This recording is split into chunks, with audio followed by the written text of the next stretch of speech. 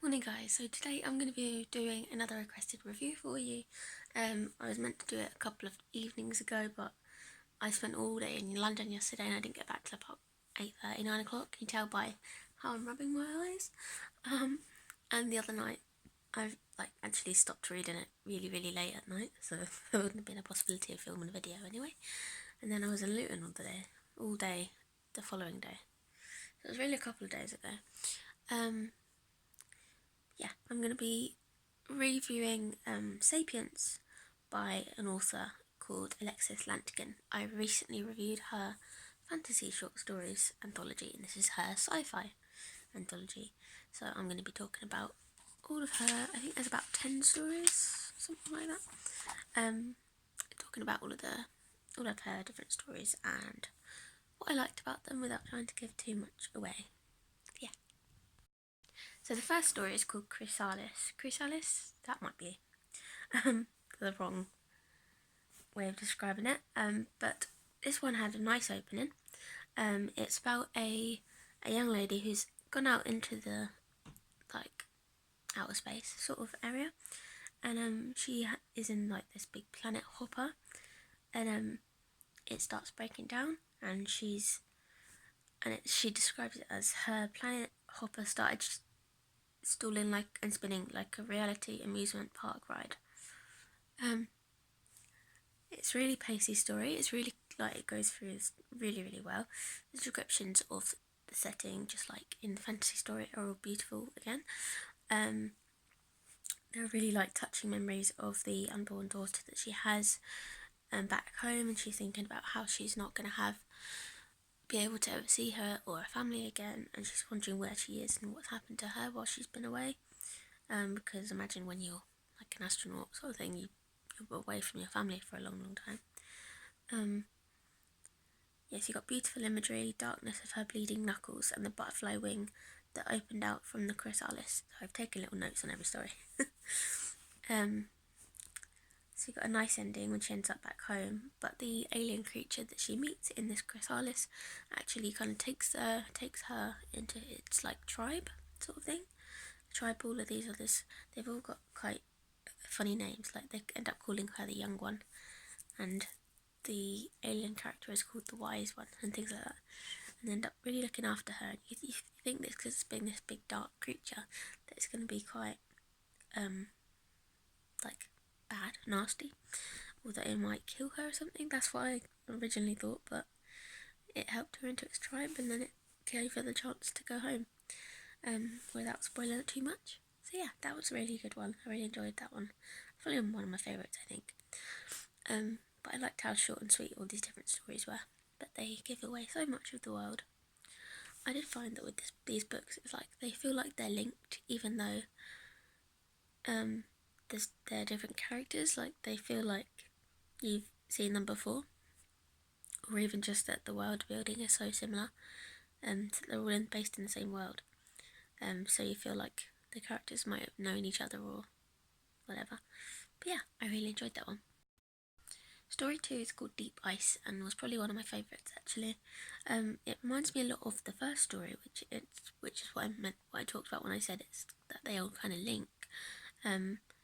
Is that it seems like maybe it could just be related characters, but it seems like that could be the daughter pining after the mother after she's come back, and she feels like she's still away with what's happened to her, her tragic past. Because there's this daughter that's got this mother who's basically gone mad. After her friends are all killed in a mission, in a space mission, like the last character went through. And she's basically lost, and she just wants to go and find out what's happened, and she can't live her life properly without knowing what's happened to her. So the daughter's really sad for her, and the daughter's also his mum's a really good scientist, but the daughter's also quite a good scientist as well. So she manages to build her a suit, and she goes after her.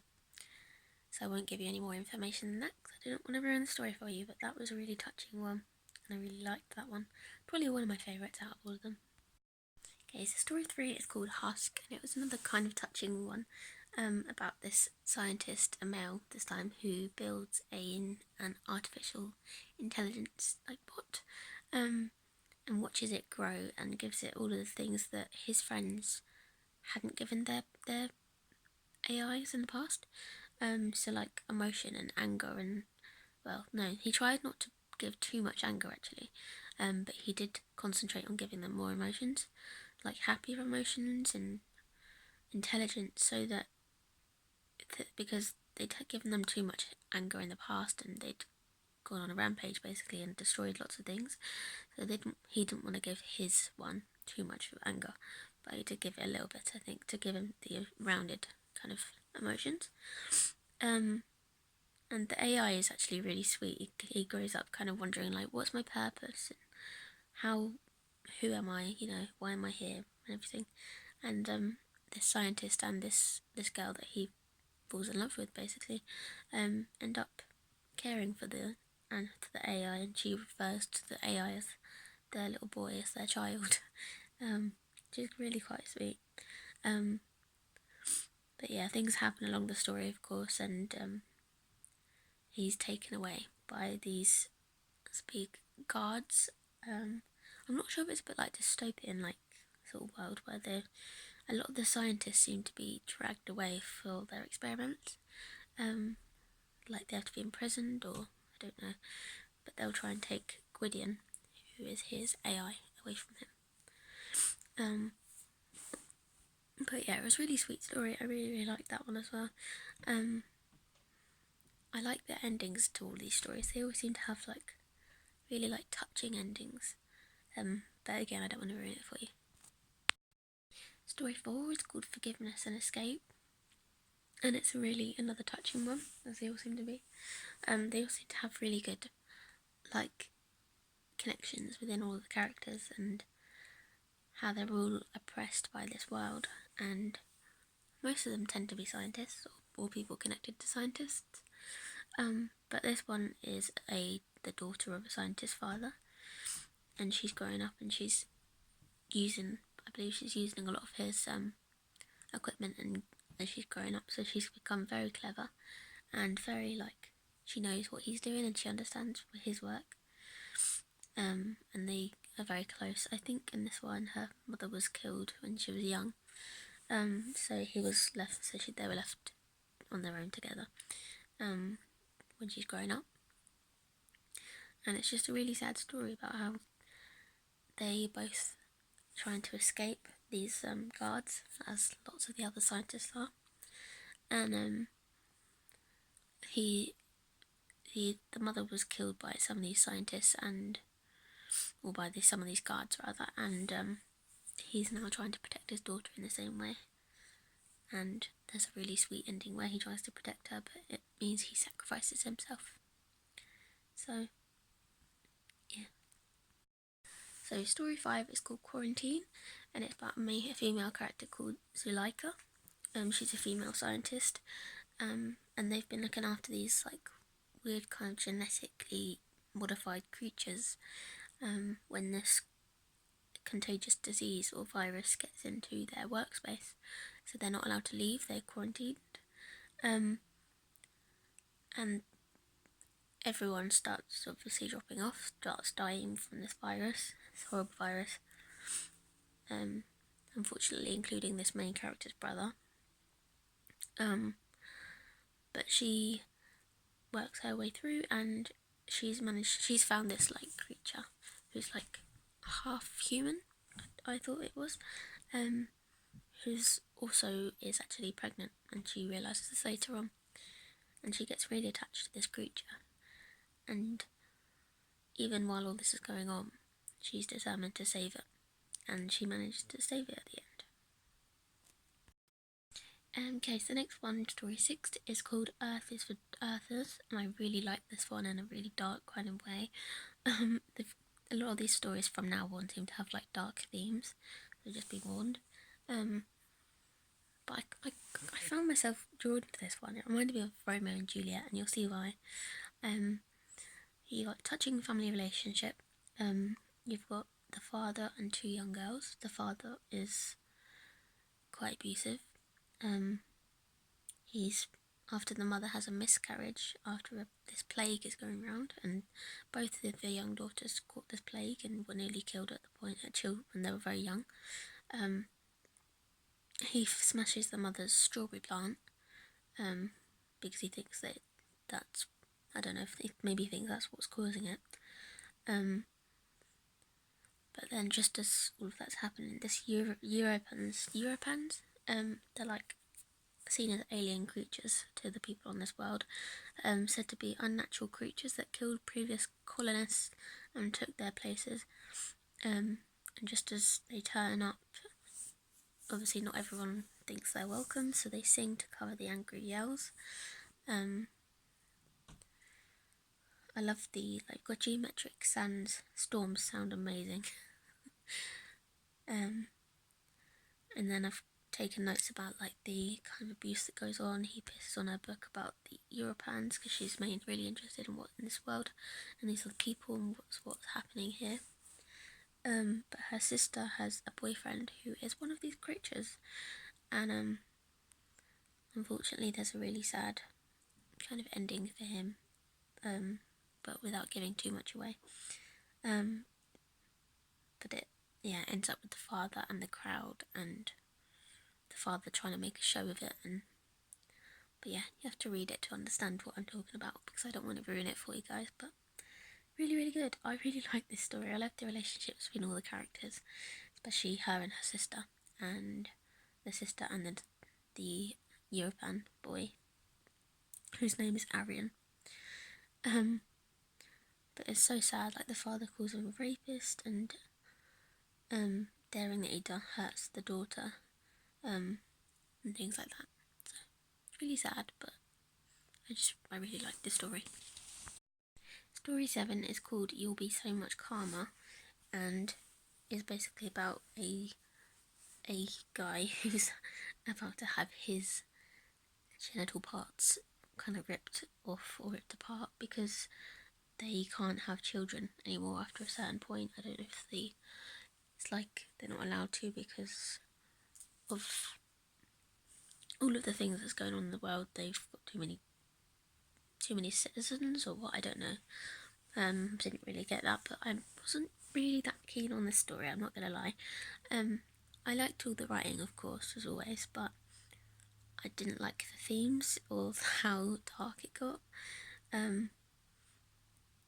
But yeah, each to their own. I really I think it was an interesting story. I just didn't personally like it that much, because you've got very dark things happening in the story, like how these bots literally will come up and grab it away. I don't know how else to describe it, but yeah, a good story all the same, but not one of my personal ones.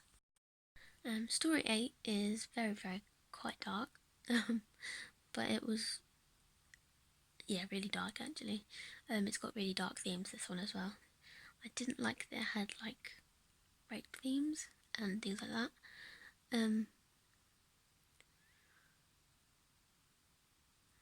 So the main character is under the her mother's strength, while her mother basically decides that she has to have surgery and she can't. That she when even at 8 years old she's not beautiful enough, and her mum's naturally beautiful, and she's disappointed her because she's not naturally beautiful. And this story really reminds me of Mrs. Potato Head, the song by you might know who I mean, guys. I'll put the name here somewhere if I can remember it. So you got she's taken to a plastic surgeon at 8 years old, and they refuse to do it because she's so young and there's no point for it. And then she's taken again at 11 years old, but this time she's not taken somewhere so prestigious, and she's taken to an underground lab by her mother. They lay her on a bed, nude, and they say that the mother says he needs to remove all of the fat on her body and redo her nose and her skin and everything like this. And the procedure just seems horrific. Again, I won't tell you too much, but it's really quite traumatic for this character, what she goes through in the story. really dark themes again, and the way that the Doctor looks down at her, and just the themes are not very good. But it's a dark story, but you're kind of drawn to it at the same time. I don't know. Probably because of the relationship between the mother and things like that. The mother and the daughter. The daughter wants the mother's approval, so she does it for her. But she's just going through so much pain and so much like horror, like she does not want to be there. And then the mother kind of forms a romantic relationship with this horrible Doctor, and it just gets even darker. And there's a really dark ending, but of course I won't tell you. So read that if you if you want to. Story 9 is a really little sweet story about a birds and a little boy who wants to create birds, called The Last Bird. And I put down that it's a nice opening. Kyrie holds on to the little bird. Paper birds. Suddenly teachers want everything to be electronic, so he's creating all these little paper birds at first. And then 12 years after the last bird dies, probably because of all of the things that are going on in this world, like the death and the geostorms and everything, nothing's living properly. He builds metallic sculptured birds with intelligence in their eyes. They move and fly and sing. They come at him from the wreckage of this, like where people had once been. They follow him, and there's just a really sad kind of like line at the end where it's like, people lost in the wreckage, but he wants the birds to sing for them. It's just really sweet. It's really short and sweet. Really beautifully described, as a lot of these stories are. Alexis Lantgen, you're really, really good writing. Story 10 is called Swan and has kind of a mixture of the dark themes and of the bird sort of things that happened in the last story that I quite liked, so it's a bit of a balanced one, this one. I'd put this interesting opening. Parents concerned for main character Leda, who seems a little mad. She's been jumping off cliffs and into the water and things like that. And they want to keep control of her. She's one of the few people left, or few procreators left, so they want to force her to have a child to keep their world going, because I assume in the story where their reproduction was taken away, it was like that only the pure people could have children, things like that. So I don't know if they're very picky about it. But this character is supposed to get pregnant basically by this man. And she actually meets this bird maker who was in the last story, Kyrie.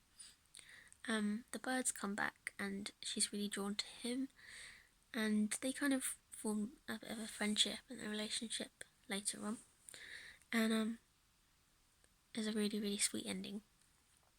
Again, I won't spoil it for you, but it has to do with the birds, and it's like they managed to save her. So yeah. So yeah, I gave this story 4 stars on Goodreads. I really enjoyed it.